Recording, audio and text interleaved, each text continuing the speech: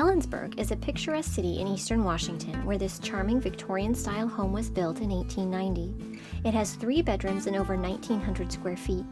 The home features many built-ins in the upstairs bedrooms and classic details like this doorknob. The floors are worn and still have stencil borders which may have been designed by the Mills family, who lived in the home for decades. Ellensburg was named after Mary Ellen Shouty, whose husband John Shouty arrived in the area from Seattle in 1871.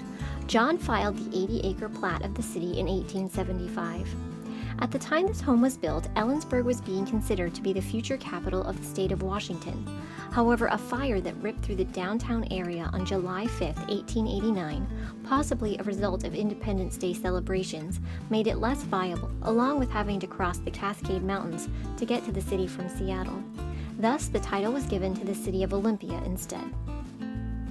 It is unclear who built this home in 1890, but by 1896, Catherine McCabe Sample and her daughter Mary Mills, her son-in-law George, and her 6 grandchildren were living in the home. Catherine McCabe was born in Ireland in 1838. She married Thomas Sample in 1854 in Durham, England, and gave birth to Mary in 1855. Thomas was a coal miner, and he and the family emigrated to Ortho, Iowa in 1863, where he continued mining. On October 28, 1874, Mary married George Mills, who was also a coal miner. They had 6 children while living in Iowa, followed by 2 children in Washington. Interestingly, Catherine Sample was a devout Catholic, with Mary likely being raised Catholic as well, which may explain the stark difference in the number of children the Mills family had compared to many of the other families whose homes we have explored. In 1896, Catherine Sample and the Mills family moved from Iowa to Ellensburg. Catherine left her husband Thomas and 2 sons back in Iowa.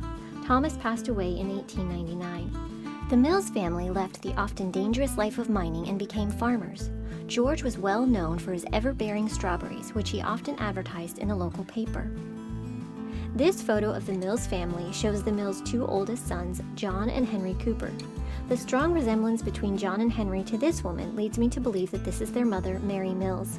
This may be her mother, Catherine, and the other 2 women may be sisters Angelina, Kate, Lillian, or Emily. In 1898, 3 of the Mills children, Lillian, Alice, and Emily, were listed as not having been tardy or absent for the entire school year. One of the other Mills daughters, Kate, went on to marry Don McCumber in 1901, which shows how residents of these small towns at the turn of the century grew up together and went on to marry each other. They had a smaller circle of friends before easily accessible transportation and the internet expanded our world. On April 7, 1899, Mary and George's youngest daughter, Lizzie, passed away at home from inflammatory rheumatism at the age of 8. Inflammatory rheumatism is a historic diagnosis that today would encompass a variety of painful joint disorders. Lizzie likely suffered a great deal of pain during her month-long illness. George was also reported to have suffered from rheumatism occasionally, which may indicate a genetic correlation. This home hosted many events for the Mills family. On October 4, 1902, they hosted the wedding of their daughter, Angelina, to Fred Ballou, a locomotive fireman. Angelina and Fred moved to Yakima, Washington, and never had any children.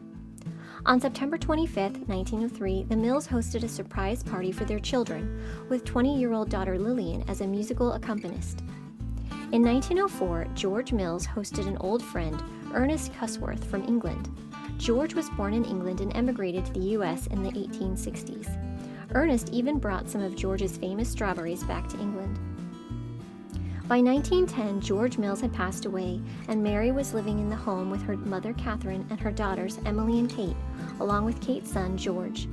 Emily was an elementary school teacher, and Kate was working as a dressmaker following her divorce from Don McCumber. Catherine Sample passed away in this home in 1911, following a 2-year battle with cancer.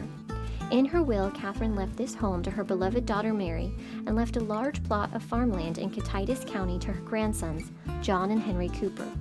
Interestingly, Catherine left each of her other 2 sons back in Iowa $1. In 1920, Mary continued living in this home with her daughter Kate and grandson George. Mary Mills passed away on June 11, 1923 from heart issues at the age of 68, just months after her son Henry Cooper passed away at the age of 46 from a toxic goiter. A goiter is an enlarged thyroid gland which today would be treated by adding iodine to the diet, as in the form of iodized salt. Upon Mary's death, the home then transferred to her daughter Kate, and by 1930, Kate was renting out part of the home to her older brother John and his two sons, Gilbert and Jack. Kate continued living in the home and rented part of the house out to various individuals until her death in 1952 from heart failure. Emily Mills, the elementary school teacher, then occupied the home, often renting it out to teachers who worked at the Central Washington College of Education, which is today Central Washington University. Emily continued living in the home until her death in 1973, thus ending the Mills legacy in the home. From weddings to parties to welcomed guests, this home holds many memories for the Mills family. It passed through 3 generations of the family over the course of 75 years. Today, it is ready for a new family to call it home.